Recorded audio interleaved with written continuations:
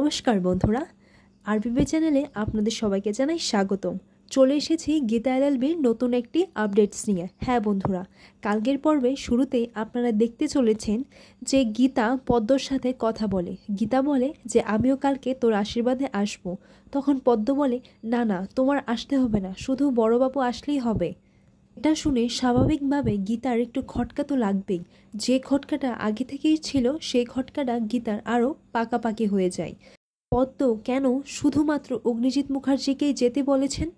আর এইদিকে তো পদ্ম বিপদে পড়ে ভয় পেয়ে এইসব কথাগুলো বলছে। এরপর কিরণকান্তি ব্যানার্জি বলে বিয়ের অনুষ্ঠান করো, আয়োজন করো। কখনো কি শুনেছ পাত্র ছাড়া বিয়ে?